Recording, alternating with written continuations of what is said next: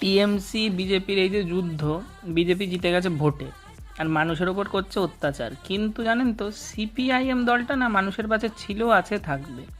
সিপিআইএমের কিন্তু কিছু না, ওরা ভোটে জিতবে কিনা তারও কোনো ঠিক নেই, তাও ওরা চেষ্টা চালাচ্ছে। কিন্তু এই দেখেন, একটা স্টেশনের ভিডিও দেখায় আপনাদের, টিএমসিও পাশে নেই, বিজেপিও পাশে নেই, কিন্তু সিপিআইএমের গোষ্ঠী কিন্তু পাশে আছে। ভিডিওটা দেখেন আগে।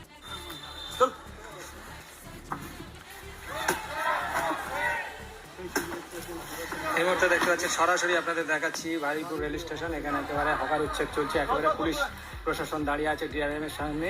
একেবারে দেখতে পাচ্ছেন দোকানপাট সব খুলে দেওয়া হচ্ছে। ওখানে অন্যদিকে দেখতে পাচ্ছেন সিটুর তরফ থেকে তারা আন্দোলন করে এগিয়ে আসছে। একেবারে দেখতে পাচ্ছেন পুলিশ প্রশাসন তারাও কিন্তু রয়েছেন এবং এখানে সিপিএম এর সিটুর তরফ থেকে তারা প্রতিবাদ করে এগিয়ে আসছে। একেবারে সম্মুখ সমরে আপনাদের কিন্তু দেখাচ্ছি সরাসরি সেই দৃশ্য একেবারে দেখতে পাচ্ছেন।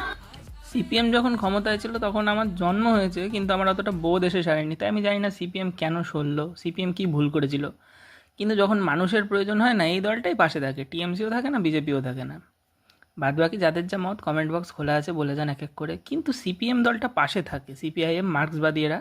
হ্যাঁ, এবার মার্ক্সবাদীর মধ্যে পার্থক্য আছে। এরা রাশিয়ার মার্ক্সবাদ যেমন, চীনের মার্ক্সবাদ যেমন আলাদা, এরা নিজেদের একটা মার্ক্সবাদ বানিয়েছে, কিন্তু এরা পাশে থাকে। এটাই আমার মেন পয়েন্ট, যে যাই করুক এরা মানুষের পাশে থাকে।